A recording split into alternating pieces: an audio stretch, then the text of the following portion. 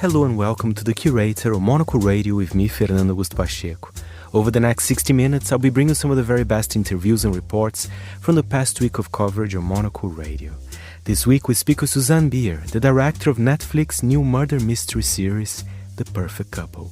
I think all my work, whatever it's been, there's always a lot of tension there. And that works very well for murder mystery. Plus, a little preview of Konfekt's autumn issue. All that and much more in the next hour, here on The Curator, with me, Fernando Augusto Pacheco. We start the show with a foreign desk explainer. As Germany enforces tougher checks on all its borders, Andrew Muller questions what this will mean for the Schengen area. In 1985, 5 countries, France, Germany, Belgium, the Netherlands and Luxembourg, signed an agreement in the settlement of Schengen, symbolically located where Luxembourg's border intersects with those of France and Germany. It was the inauguration of an era in which residents of and visitors to continental Europe have become accustomed to coming and going across land borders in particular as they please, without being halted at forbidding checkpoints and asked by querulous sentries for their passports, papers, or the purpose of their journey. All 27 members of the EU, other than Cyprus and Ireland, are now members of what has become known as the Schengen area, as are Iceland, Norway, Switzerland and Liechtenstein officially, and the microstates San Marino, Andorra, Monaco and the Vatican effectively. Schengen is the definitive manifestation of the European dream, an EU-topia, if you will, a continent united by free movement and frictionless trade, to the point that it scarcely seems remarkable that people might live in one country and work in another. In Luxembourg, actual and spiritual home of Schengen, perhaps half its workforce commutes daily from a neighbouring nation. As more than one utopia has discovered, however, such delirious visions have a way of getting rumbled by reality. Starting next week on September 16th, for at least 6 months, Germany will resume checking the credentials of new arrivals. Germany had already imposed controls on its land borders with Poland, Austria, the Czech Republic and Switzerland. It will now extend these measures to all its other land borders, i.e. those with Denmark and its fellow OG Schengen states of France, Belgium, the Netherlands and Luxembourg. The reason for this is a long-simmering issue which has been brought recently to the boil.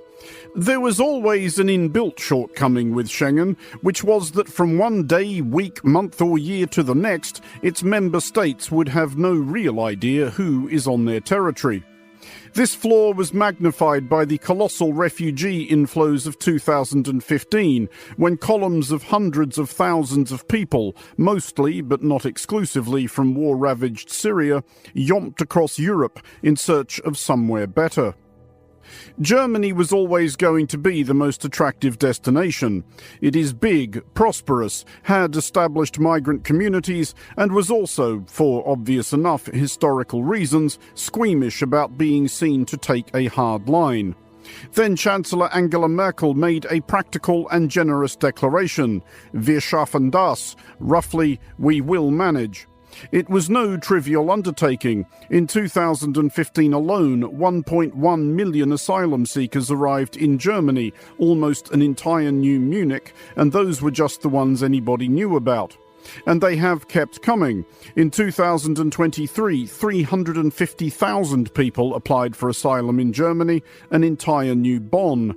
And this is not counting at least 1.2 million Ukrainians who have arrived in Germany since Russia attacked their country in 2022, an entire new Cologne.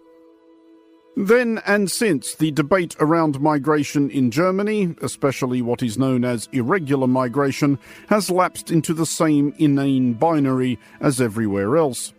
Those who are broadly in favour of immigration insist that all irregular immigrants are genuine, noble and industrious.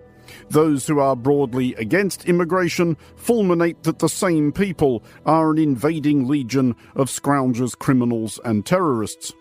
The latter cohort are the more wrong, and by orders of magnitude, but both positions are essentially fatuous, as absolutist stances usually are.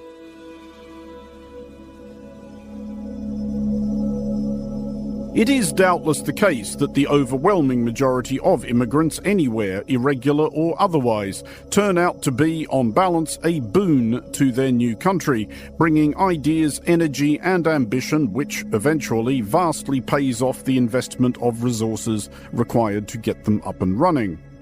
But this is a nuanced and mature view and kind of a bland statement of the obvious, and as any 21st century politician understands, such arguments are of limited use when attempting to combat the paranoid populism at large in so many 21st century democracies, which makes gleeful hay with any of the costs of immigration, financial, social, or indeed imaginary.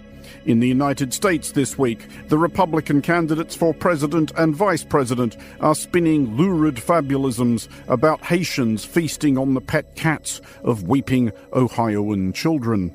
In Springfield, they're eating the dogs, the people that came in. They're eating the cats. They're eating the pets of the people that live there. And this is what's happening in our country. On August 26th, 3 people were stabbed to death and 8 others injured by a man who attacked crowds attending a festival in Solingen. Islamic State claimed responsibility and German police arrested a Syrian refugee whose asylum claim had been rejected and who was supposed to have been deported to Bulgaria, where he had already registered, but nobody had known where he was. On September 1st, state elections were held in Thuringia and Saxony. The far-right, anti-immigrant, more or less openly xenophobic Alternative for Deutschland, or AfD party, won the most seats in Thuringia's parliament and came a very narrow second in Saxony. These events are most definitely related, as is Germany's decision to resume border checks. Again, for obvious enough historical reasons, Germany gets more nervous than most countries around twitching weirdos ranting about blood and soil. The hope appears to be that by giving AfD and its supporters some of what they want, the appearance of what Interior Minister Nancy Faeser hopefully described as protection against the acute dangers posed by Islamist terrorism and serious crime, AfD will not get all of what they want, i.e. power. There is another state election on September 22nd in Brandenburg. Polls suggest AfD are comfortably on course for victory. Germany's government will presently be hoping that in lowering the boom gates, they are not merely shutting a stable door. For Monocle Radio, I'm Andrew Muller.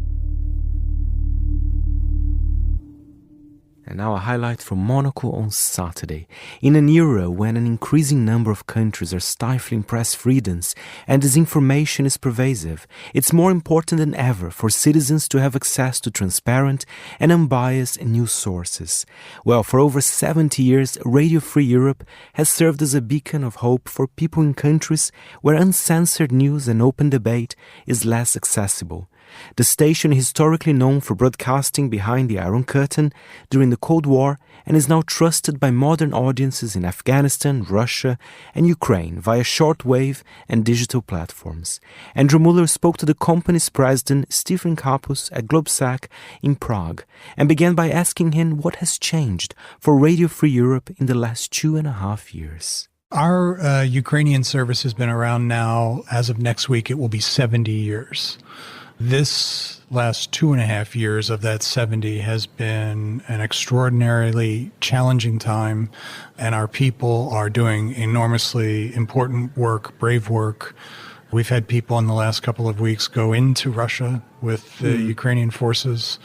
Another journalist was very severely injured by a mortar attack. Some of our technical production team saved the lives of a pair of Ukrainian soldiers who they were covering when they came under attack, thanks to the first aid training that they had, so on and so forth. A normal day in the office these days looks a lot different than it did 3 years ago. For these people, many of them grew up in Ukraine. They are covering stories in their neighborhoods where they grew up, where their families still live, where their grandmothers can't quite believe what's happening in their backyards, and yet they've got to remain professional. They've had to continue to cover stories with an attempt to adhere to professional editorial standards. Adherence to the principles of a free press is something that is vitally important. But on any given day, our investigative journalists might, at the beginning of the day, come across newfound Russian atrocities. They document that. The next day, they may be holding the Zelensky government accountable on anti-corruption practices, say. So it's enormously challenging work, and I'm enormously proud of them. You mentioned earlier that 70 years of Radio Free Europe's Ukrainian service. The last 2.5 years in particular, has that made you think of, does it strike you that there are parallels between the work that the Ukrainian and the Russian service are doing now and what they were doing during the Cold War? Is this the Radio Free Europe / Radio Liberty mission reborn? I think that's an excellent way of putting it. When I first took on this role, and somebody would, especially in a place like Ukraine, when they would find out where I worked, they would say, I remember huddling around a radio, trying to cut through the noise because we really desperately wanted to hear what was going on. Or they say, my grandmother tells me these stories, my parents tell me these stories. Never did I expect that we would be so reliant on your programs to know what's really going on. And it happens every time I travel in Lithuania, Latvia. This organization has held an important place on the world stage for decades now, and I think there is a renewed interest in what we do, and for good reason. The mission is vitally important, and we've got to continue in the face of the most enormous challenges that I think I've ever seen news people have to go through. We have people who are imprisoned as we speak. We have people whose families are harassed, subject to intimidation inside places like Belarus. And yet, the people who work for this organization, the women and men of Radio Free Europe, Radio Liberty, are extraordinarily dedicated and talented and committed to the mission. Are you able to quantify how much impact you do manage to make with Russian audiences and Belarusian audiences? We are. And I'll tell you a couple of anecdotes just from this past year. The conventional wisdom is, well, your feeds are going to be jammed, your websites are going to be blocked, your journalists are going to be imprisoned. And all that stuff happens, though. All of that does happen. However, at the same time, somebody living inside Russia is fed a daily diet of the types of messaging that the state would like them to receive. So what's happened? Within the last year, we've seen Alexei Navalny meet an untimely demise. We've seen a rather dramatic terror strike within Moscow. We've seen an effort from the Wagner Brigade to do who knows what. But at each of these different times, up to and including this recent incursion into Kursk, something interesting's happened. Even though they're getting a steady diet of what the Russian government would like them to receive and consume, they're coming to us in huge numbers. We see enormous spikes from within Russia for our content during times. What does that say? That means that people are saying, something's going on. I hear what our government is saying, and these guys are known for having a different point of view. That is interesting but unsurprising, because I think it's true of people living in most totalitarian or authoritarian states. They kind of know that what they're hearing from official channels is probably, well, an interpretation of events. And humans, well, some humans at least, are curious people. But are you able to give any insight into what kind of numbers we're talking about? Are these big leaps from a small base, or are they actually quite significant fractions of the population you're reaching? It depends on at different times, and it depends on how successful Russia is at trying to block some of these things. There's a pretty steady base that we have, and we were just talking in here at this conference today about some of the technology that allows us to do circumvention of blocking technology. And there's some really great stuff that's out there that's making it easier, that doesn't put the audience members at as great of a risk as they might have been in the past. But like Radio Free Europe, Radio Liberty these days is a lot of different things. Yeah, we still have radio in the name, but these days, if somebody is living inside Iran, they're turning to us for things, not just traditional news, but podcasts on women's rights. What's it like inside the notorious Evin prison in Tehran? What is the latest on music, Western music, that in some cases is outright banned? And 21 podcasts a week just in Persian language from our Persian language services being directed inside Iran. And it's being done by primarily younger members of our staff who grew up in Iran. They are thankful to be out of there, and they're looking to give back. And this is being done native language, native dialects. We're operating in 23 different countries, 27 different languages, and making that connection is absolutely vital.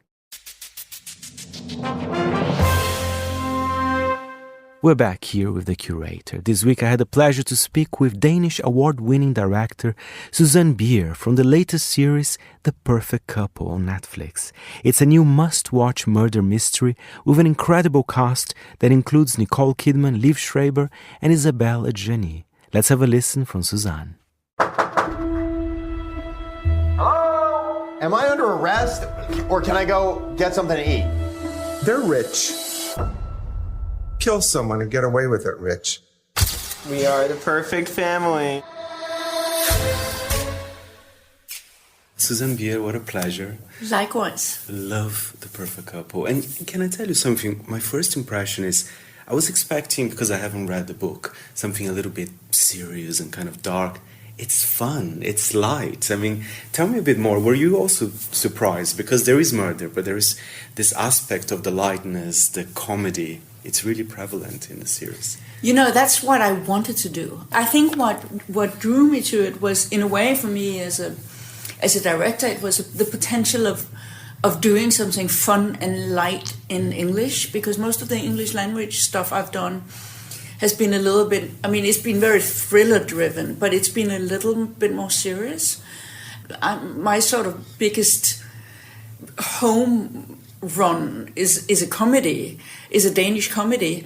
And so I was like, okay, I want to do that in English. And I thought the combination of who did it and something fun and light was just irresistible. How much did you knew about that world in Nantucket, which I felt like I was transported to that place? I kind of want to go, in a way, but how much did you knew about that? I did not know a lot about it. And at first I was also slightly hesitant. I actually said no first time round because I didn't know a lot about it. But then I got then I spoke with people who really knows the world very well. And I kind of felt, okay, I understand this. I understand what kind of wealth that is and how does that work and what kind of privilege that comes with that world, because they are not all the same. And one of the things I dislike when portraying wealthy people is when it becomes generic. It always needs to be very specific. And I think we did that. And even, let's talk about Nicole Kidman's character. Again, another one of my surprises. I thought she was going to be very icy, but no, she's very connected to her sons. Do you know what I mean? She's quite an interesting character. Well, her iciness in this part is an acquired iciness which she carries on the surface.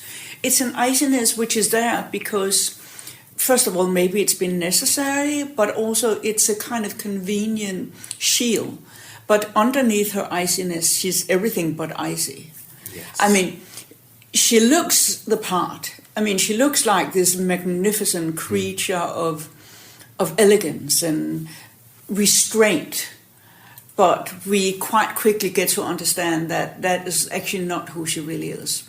And then we spend a long time not knowing who she is. Absolutely. How was it to work with Nicole again after the amazing success of The Undoing, which was another incredible series? As I said in the beginning, very different tone to that one. It was really fun, and we were both very excited about doing something together with a different tone.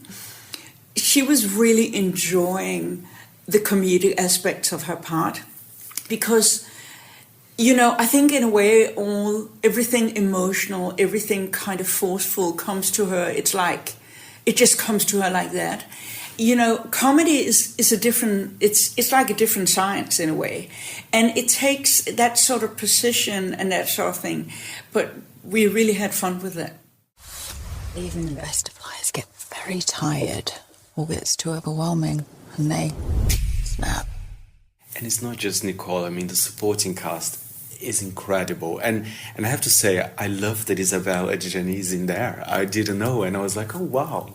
She's one of my kind of acting heroes. How was it to cast her? And I mean, that was like a real honor. That was Wow. like a real honor. And I think it was really interesting because when she came to set, all the actors were like, whoa, and all the guys were like, I had a poster of her for 15 years in my living room or in my bedroom. And so it's this sort of icon that comes and she uses that element very much in her part. But I want to say, I won't even call the cast a supporting cast because I actually think it kind of is almost like more of an ensemble piece where all characters has real important moments, and Eva Hewson is, between her and Nicole, it's quite hard to tell who's the main character, and they're very different and equally enticing. You're very right. It does look more of an ensemble. And I was going to ask, how much do you bring from your Danish heritage to some of your work outside Denmark? We mentioned about comedy. Do you bring some elements of the sense of humor from Denmark to Hollywood? I certainly hope I bring some Danish sensibilities somewhere. But I think in a way the fact that Denmark is a very equalitarian society, particularly compared to America, gives me a kind of a sense of naturally belonging that I might not have had otherwise. Being a female director, coming from a country that has like childcare and a whole lot of other things, has also enabled me to work in a way. I do think I bring some things, but essentially, as a director, it's a number of things. It's also, how you were brought up in your family and how that brings you to where you are. So I think it's a bit of all of it. Do you enjoy doing TV, by the way? I know recently, of course, we have The Undoing, The Perfect Couple, and many others. Or how would you differentiate when you do a feature film and a series like this? Because this could also be a film, but I'm actually very happy that it's a TV series because there's more to enjoy of it as well. So am I. I'm also very happy. Look, it's very exciting for me to do 6 parts. It's very exciting for me to do 6 hours. It's very exciting because it gives space, like we spoke about earlier, it gives space for other characters to actually really breathe and be very meaningful. Do I want to make a movie again? I do, but I'm much more concerned about the right story, the right character, the right setting, than I am concerned about whether it's 2 hours or 6 hours. I treat a TV series the same way I treat a feature film. And it's also shot the same way. It's not like we shoot episode 1 and then 2. On one morning you shoot a scene from episode 5 in the morning and a scene from episode 2 in the afternoon. And so it's cross-bordered the same way you would with a feature film. Because there is something about The Perfect Couple that it is a delight to see it. It is cinematic. It does look wonderful. And you're mentioning about the ultra wealth.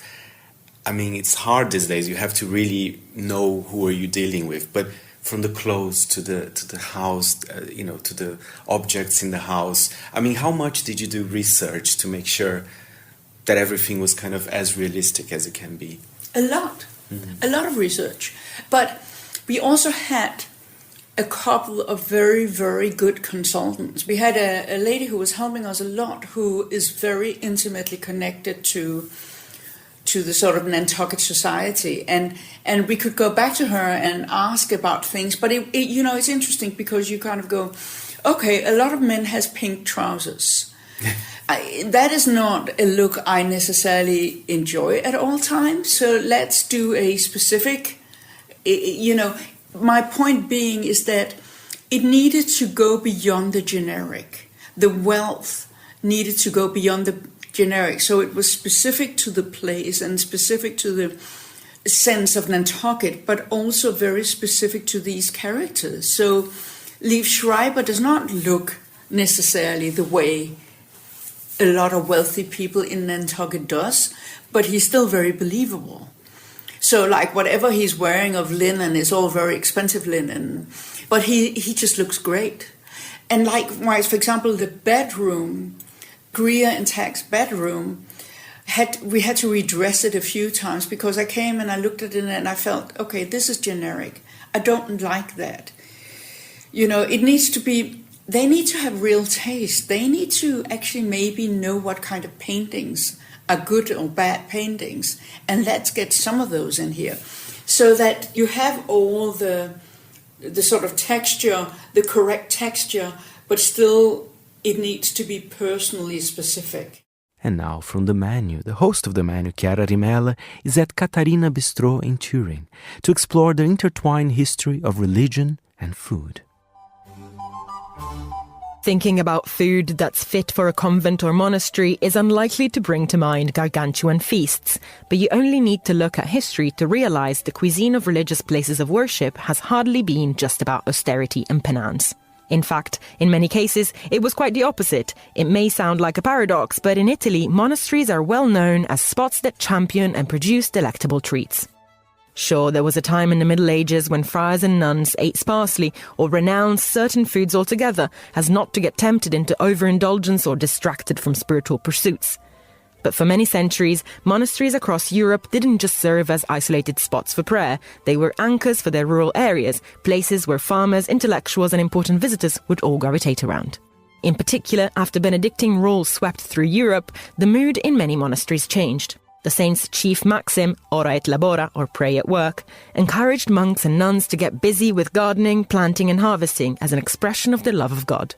Monasteries became self-sufficient communities replete with food which needed to be preserved, so much so that monks and nuns started being able to sell the surplus, be it bottles of oil, wine, jars of jam or sweets, to support their charitable activities. All around Europe, from France to Germany and Switzerland, plenty of delicious foodstuffs have their roots in monasteries. In Italy, the range of recipes and specialties that come from such places is particularly wide, from Palermo's almond paste frutta martorana to Piedmont oil-laden rabbit dish tonno di coniglio. All these recipes particularly fascinated Rossella Ratcliffe, a Turin-based restaurateur who decided to gather them from around the Piedmont region and make them the inspiration for the menu at La Badessa, the venue she opened in 1996. Now, with the help of her family, she also runs a new spot in town, Catarina, a more casual sibling to its refined predecessor, as Ratcliffe's daughter Ludovica explains. Catarina was established about a year ago and is a sort of bistro for La Badessa, that is another restaurant of the family, with a simpler cuisine and with traditional Italian dishes. Catarina is a part of the name of Maria Catarina Operticia Basca, an emblematic character from whom the idea of opening a restaurant with a monastery cuisine was born. Is a girl that was destined for a life in a convent, but who, out of love, left the ville to follow a soldier. And on his death, she became the personal cook of the Queen Maria Teresa d'Asburgo, thanks to her culinary skills. Like many of the people who were at the head of monasteries and convents, the 19th century abbess who inspired both restaurants was a noblewoman. The presence of aristocrats in monasteries and convents was instrumental not only to encourage experimentation with more elaborate recipes, which could include out-of-the-ordinary ingredients such as spices. It also meant that, through the centuries, there were literate people on the grounds who could take care of writing down the recipes that were being created, so they could be transmitted to the local population and to other monasteries and to the clergy around the country. It's no surprise then that many early recipe books actually come from within the halls of a convent.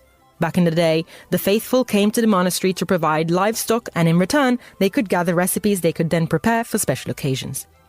Religious festivities often called for celebrations in the form of delicacies. Whenever the occasion allowed, the monks, already deprived of many of life's pleasures, seemed quite happy to oblige and distribute the fruits of their labour. Monastery cuisine in the dark years of the Middle Ages was definitely a cuisine of penance.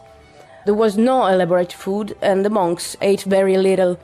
In the Renaissance, everything changed. Due to the importance of monasteries and convents, were a large number of noble people, bringing a great wealth, including land and money. The cuisine became sophisticated with recipes based on meat, vegetables and sweets, and the contradiction, I think, is in the sin of gluttony, but there was not a sin, because during the many festivals for the festivities of the saints and stuff like that, there was a huge amount of food, no? And it was not gluttony, it was like a festivity, a sort of a good thing to do for the saints. At Caterina, however, the food served isn't quite the same sophisticated version of traditional monastery-born cuisine that's served at L'Abbadessa nearby. Here, the team wanted to make a point to serve more everyday sort of fare, not just from the region of Piedmont surrounding Turin, but from the whole country. Dishes are seasonal and change often, and we wanted to do a popular cuisine, Italian popular cuisine. For example, we have mezzemaniche alla carbonara with zabaione di pecorino guanciale, or orecchiette with salsiccia and broccoli cream. And we have also the bucun del preve, that is translated from Piemontese means priest's morsel. That is a veal roll stuffed with tomato cheese and bacon that is really, really good. The monastery influence can also be felt in the drinks list at the restaurant.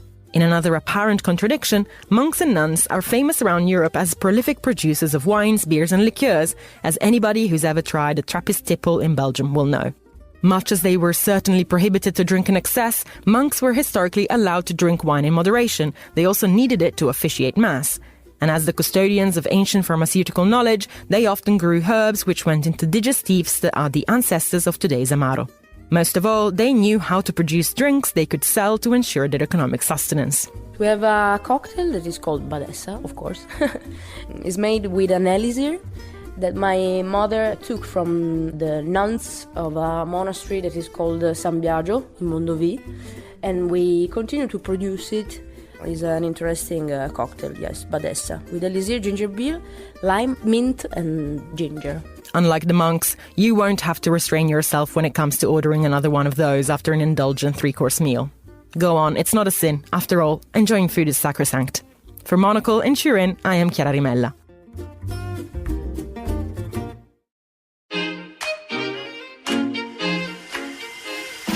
UBS has over 900 investment analysts from over 100 different countries. Over 900 of the sharpest minds and freshest thinkers in the world of finance today. To find out how we could help you, contact us at ubs.com.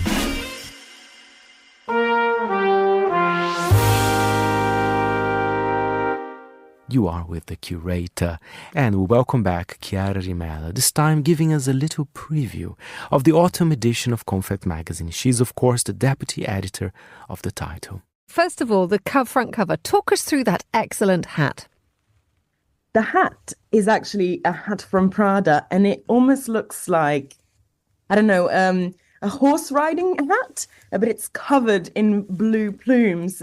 And I think it was quite a bold choice from us to decide to put it on the front cover, because it's not very often that you see people strolling down the street with a hat like that. One of our writers who wrote the copy for the article said that it reminded her of a brigadiere hat from Italy, and I can't disagree. But there's something both kind of coquettish, but also a little bit official about it. And we just thought, let's just bring a little bit of this, I don't know, whimsy, quirk to a season that some people dread, but actually lots of others are really looking forward to. Autumn has this kind of double-edged identity, and we just want to celebrate that. the issue. Indeed, because you often have that thing where you have to wear slightly less flamboyant clothes because things get heavier and more knitted.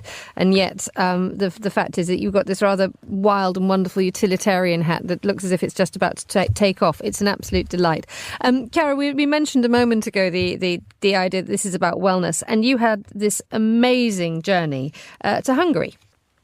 Yes, I did go to Budapest, which is a city that for many is famous for its thermal waters. And of course, both Sophie, the editor, and I, being basically aquatic creatures, we both made sure that we had enough swimming in our bags for the issue. I think Budapest is an interesting city because it's undergoing also a sort of revival in culinary matters. Lots of people who I met when I was there did concentrate on that aspect of the city in terms of somewhere where they're seeing lots of change. So other than the thermal waters, which obviously are a mainstay of the city, and it was a joy to kind of go back to Gellert Bath and immerse really in the past there, it's interesting what's happening from the point of view of gastronomy. I think embodied by a place like Café Gerbord, which again is a real mainstay in the city. But the people who run it also run Onyx, which is a very experimental Michelin-starred restaurant, and they also have a kind of a workshop of a kitchen where there isn't really a chef, but it's more like a collective of people cooking to embody an idea rather than a flavor. So you're looking at the most traditional kind of patisserie with your multi-layered cake at the front, and you walk in and it really feels like being in the 19th century, versus in the back this absolutely extravagantly experimental restaurant. And I think that double-edged identity, again, is something that made my journey to Budapest interesting and surprising, because we all know kind of the grandeur of the city, but this is another side to it that I hadn't seen. There's also that glorious traditional ritual of a spa in that part of the world, insofar as for every glorious thermal bath, you will always find the exquisite cake shop, which you must have an enormous, as you say, there's layered, architecturally, sort of terrifying cakes, which are heaven to eat and are restorative after having been purged in salty water. Yes, and I mean, honestly, I think this is a really important point for us at Konfekt, in the sense that not just the cakes, but we were talking about it because on the cover, it's a wellness issue, and we have both a spa and a cake. And I think both of those things are actually really integral to the way that we look at being happy and being well with yourself. The issue actually takes a pretty broad look at what that word means. So yes, we do have a spa guide, but even the spa guide, again, it's not just massages and treatments. We had a reporter go to a sort of meditative silent retreat that's based around lots of different faiths. And then you have somewhere where, Sophie went, which is a lot more sport-based, for example. But then I think one of the most interesting stories in the issue regarding wellness is actually Fiona Wilson's conversation in Okinawa about what makes this island, a place where people live so long. It's considered one of the world's blue zones. And she put together a panel of experts, and they sat down, and you really get to the point of understanding that wellness is not just having a bath, but it's what you eat, it's how you sleep, it's where you live, but it's particularly who you live with, a community around you, being surrounded by a support network, and Okinawa has that all. And a report from Maison, Objet and Paris Design Week on Monocle Design this week, of course. Let's have a listen to the interview between Laetitia Ventura of Mono Editions and architect Ronan Legrand discussing their latest collaborations. The first one is the use, the second one is the material, and the third one is sustainability and the fact that the furniture should stand time and trends so that you can use it anytime and everywhere. Timelessness is quite difficult. Are there any sort of tricks or traits you picked up over the course of these three collections? No, just production. There's always a hard time during production, but the architects are good help during those hard times. So quality materials, and that's really about how you make things stand up to the test of time. Definitely, and the use of it. Like, you should be able to use it in an office, in an apartment, in a house, by the sea, anywhere. Well, let's talk a little bit about this year's collection. Firstly, material selection. What have we got here? Plane tree is a tree that we have like everywhere, like in France, like we have like in all the Haussmannian Avenue, we have like in the south of France. And it's a tree that is really like in the commune, like nostalgia, a bit of like everyone. Our idea is that this tree that actually you have like everywhere in the streets, not many people know that when you cut the tree, you got like this really beautiful graphics. It's almost like it was like a drawing. And it gives like some kind of like exotic character, I think, to the pieces. It almost looks like a little bit like an animal print. Like there's a lot going on. Yeah, it could be like leathery, it could be like zebra, it could be like a tiger. And I think is when you start to look, you start to entering like a bit in a dream, which I think on everyone goes in his own fantasy. Like you see a panther, I see a zebra. So and I do like that, you know, I do like that. When people see an object, that the object like brings them somewhere else. I think it's really interesting. Why we choose like this material? We wanted to explore a collection with a wood material because we previously did a metal collection on a lava stone, like so really mineral collection. So we were like really inclined to do like wood this time. The environmental aspect for mono edition is this specific tree is getting illness like these days, so they are like cutting them. And our idea was like to bring a new life, and to bring a new life like through design and through like a decorative aspect. I'm curious, like you're architects by trade. How does that influence your furniture design? Do you look at things differently? Do you look at things spatially? What I like to say is we do like design as if they were like miniature like models of like architecture. If you take like, for example, the coffee table and take like a bigger scale of it, I think it could be like a roof, you can see wall. I like to think that is like miniature model of architecture. What is our vocabulary, I think, is like to play with forces and structure. Here, for example, like the cantilever aspect of the table, which is a solid foot there that takes the tabletop. The tabletop's like hanging out over the edge. Out over the edge, almost like floating. And I think like in all the collection, you have some kind of structural force involved. And is what we wanted to do, for example, for the desk, to have the impression that actually is like all in compression and all in pressure, and we don't understand really like how it does still, but it does, you know, and like it was our idea, like a game of force and like tension, and also like superposition, and also cantilever. So I guess it's like a vocabulary of an architect, I suppose. Yeah, so I guess using your architectural building knowledge in a way to create really distinct forms. Is that part of the reason why you like to work with architects, or what's the pull of working with architects? Well, the thing is, they have a really different approach than designer. I don't say it's better or less, but it's different. And I feel like they're building furniture, really. That's what Ronan was saying. But with this collection, you can easily see it. There is this contrast between the thickness of the plane tree wood and then kind of lightness, like the furniture is almost not touching the floor. And this is something I feel like that is a signature from architects.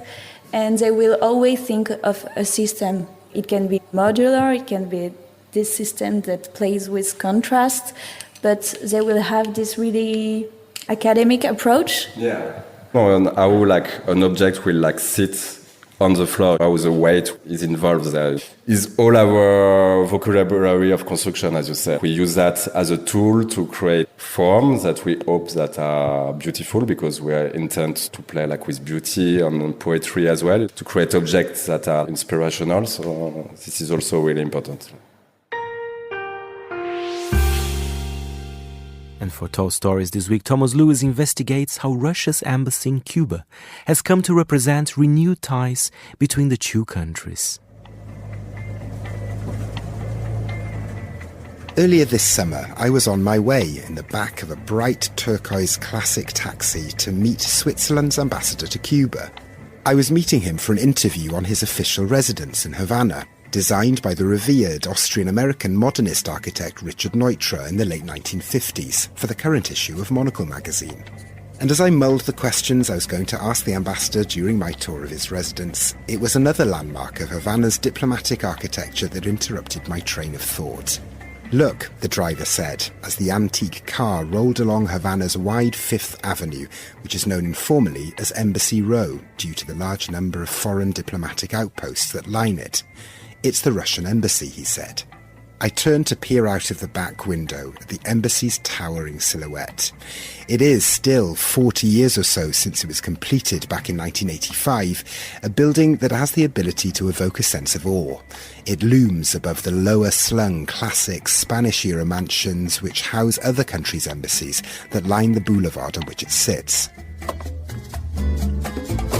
The complex, when it opened, served first as the Soviet Union's official outpost in Cuba, during what many on the island still feel was something of a heyday in relations between the two socialist countries. It became Russia's embassy upon the fall of the Soviet Union in 1991. The embassy building was designed by the Soviet architect Alexander Rochegov, who would go on to become president of the prestigious Russian Academy of Architecture and Construction Sciences during the 1990s. It still dominates the skyline. Its tower, clad in light stone, has long been likened to the handle of a sword that's been plunged into the ground. That, depending on your point of view on the relationship between Havana and Moscow, was either a metaphor for the Soviets' claim over Cuba as effectively a Soviet satellite state during the years of the Cold War, or it's sometimes seen as a beacon of sorts, representing the prosperity that Soviet revenues brought Cuba, an economic artery that closed up for Cuba during the 1990s, an economic downturn which is still referred to on the island as the so-called special period. But in the past few years, Russia's relationship with Cuba has undergone a public renewal, as both countries grapple with the effects of deep US sanctions on their respective economies. And restrictions on where Russian tourists can visit, for example, which was implemented in response to Russia's invasion of Ukraine, has seen tourism to Cuba from Russia boom in the past year alone. 66,000 Russian tourists visited Cuba in the first 3 months of this year. That's double the number that visited during the same period a year ago. Displays of both soft and hard power are also on the rise between the two countries, from the staging of a major Russian film festival in Havana earlier this year to the arrival of a Russian submarine to Havana's port this summer. The most visible sign of Russia's presence in Havana and its deep relationship with Cuba's socialist government remains one of the city's most striking pieces of 20th century architecture. An embassy building like no other on the island, to represent a diplomatic relationship that is in many ways singular too. And finally, for this week's Global Countdown, I head to a region, not a specific country.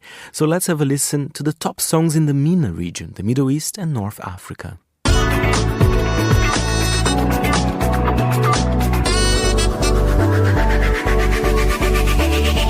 It is time now, on The Briefing, to go and have a look and have a listen at the world's most interesting music. And who else to ask? Fernando Augusto Pacheco with the Global Countdown. Hello, Faye. A pleasure to be here, and this time to talk about a region, Emma, not a specific country. Yeah, this is a bit of a quiz, isn't it? What is this, before telling us who it is this the only region in the world which is a sort of a multinational group of countries, of charts which are sort of mixed up and mashed up together to bring with one single countdown? From my understanding, yes, that's quite unique because, of course, you have some regional charts or specific charts, but from like a group of countries, I never seen it before, an official one I'm talking about. So where are we talking about, Faye? We are talking about the MENA region, which encompasses the Middle East and North African countries.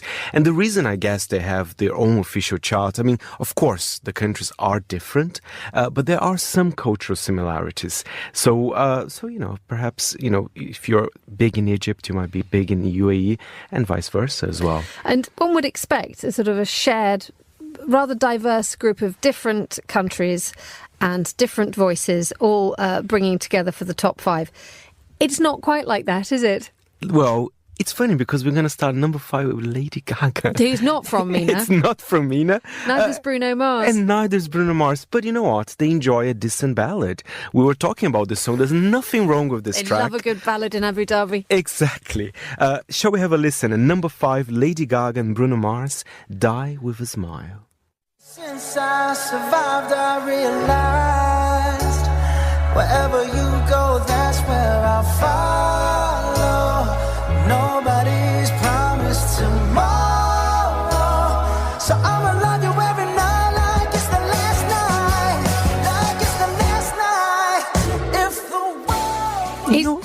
It made me think, Emma, because Lady Gaga, she changed, clearly. We were talking about her. I wonder if her first hits would be big in the region as well, which is conservative, we can Possibly say that. Might raise a few more eyebrows. Exactly, but this time she changed. Now she performs in Las Vegas. She's an actress as well.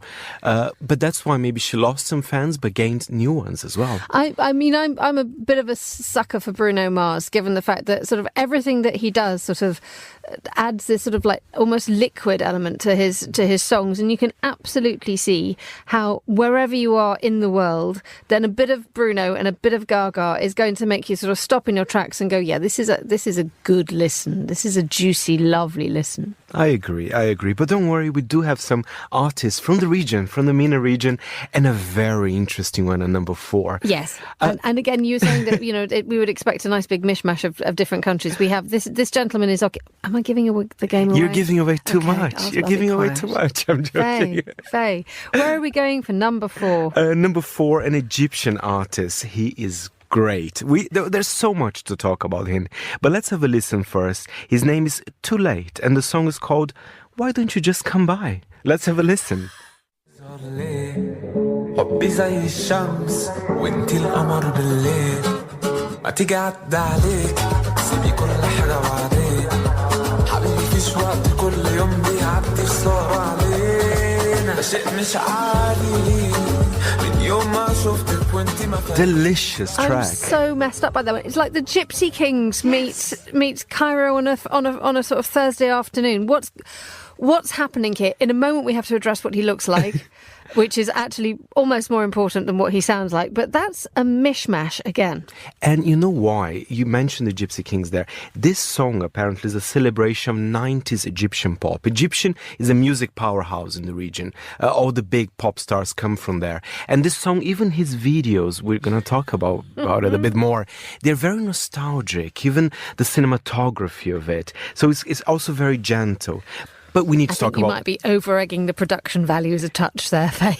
I always over-egg things. I have this problem. But, let's talk about his looks. He does wear a crochet, kind of mask, balaclava, yes. some would say. Yes. So everybody, go and have a look at Too Late. I think it's spelled T-U-L, the number 8, T-E. TUL, number 8, TE. You need a couple of minutes by yourself to have a look at this gentleman, because he's obviously positioning himself as quite a bit of the romantic hero, because his videos do have him whizzing around on his moped, leather jacket on, mystical, underneath his girlfriend's window, looking at a large ice cream sundae, playing a CD player. I mean, this is a guy who really looks after his image. The bit that no one can miss is, as you say, he's wearing a balaclava. Yes. But it's not a very menacing balaclava. It's a crocheted balaclava, almost as if he'd asked his nan to knit it for him so that he could get in with his girlfriend who, I don't know. It looks as if someone had told him that this girl would really go for him if he wore a balaclava knitted by his nan. It's a chic balaclava, It's not chic, Faye. Well, but there's a charm to it, his leather jacket, he's carrying a rose. I'm going to defend Too Late here, I'd forgotten about the rose. Exactly, I do apologise. Don't forget the rose. Never forget the rose. But there will be more Too Late in the charts. So a gentleman rocks up on under your window in a kind of Romeo and Juliet sort of thing, and he's on his moped. He's just finished his pizza delivery. He turns up underneath your window, leather jacket, a la 1980s. It's all a bit sort of like, would like to be Tom Cruise in Top Gun. Then he has the single red rose and the crochet balaclava. Are you opening the door to him, or are you calling the police? I'm opening the door. Good man. Oops. But right. Let's go to number 3. It's another international artist. I'm a big fan. It's Billie Eilish with Birds of a Feather, and there's an interesting story about the song after we listen to this clip.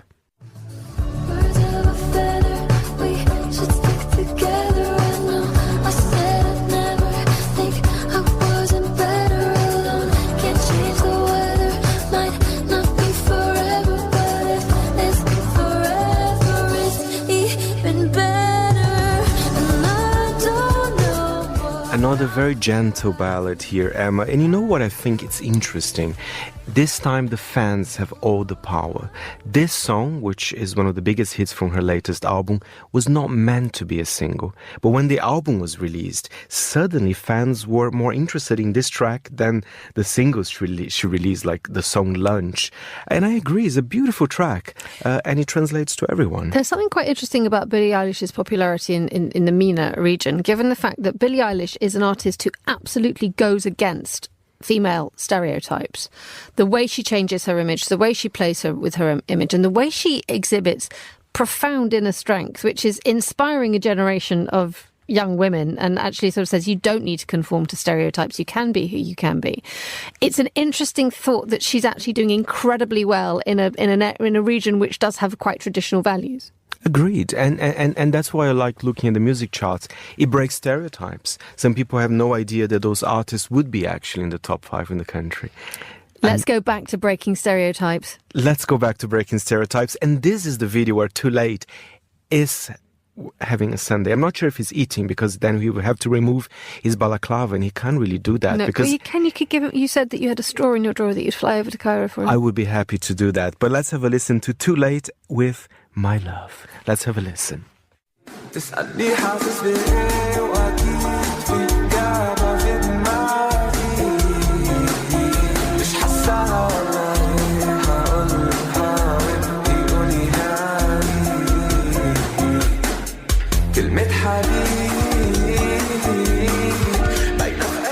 He found the drum machine in the back of his mum's cupboard.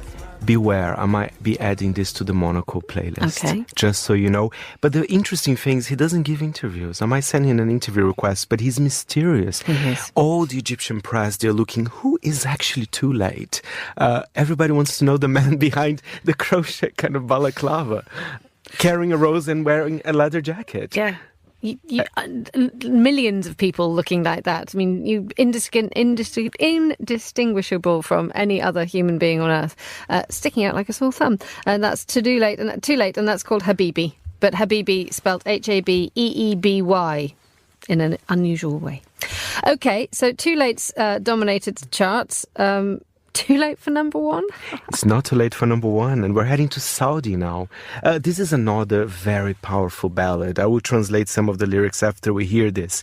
It's the young singer, he's only 29, Ayad with Lama. Let's have a listen.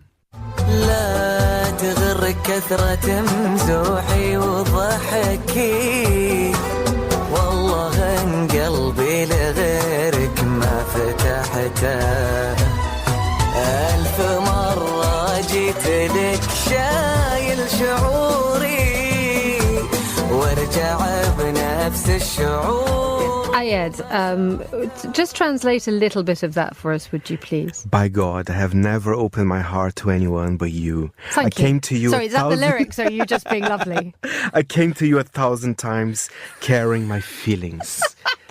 I love Ayad. I'm in a romantic phase, so very good. I've never known you not in a romantic phase. Did you enjoy Ayad? He's all right. He's obviously going at it with his ears back in terms of his declaration of love. A worthy number 1 for Mina, do you think? Yeah, I think so. You know what? I think Too Late could have been an even worthier winner, but the problem with Too Late is got too many hits, so the love is spread out. Never too late. Exactly.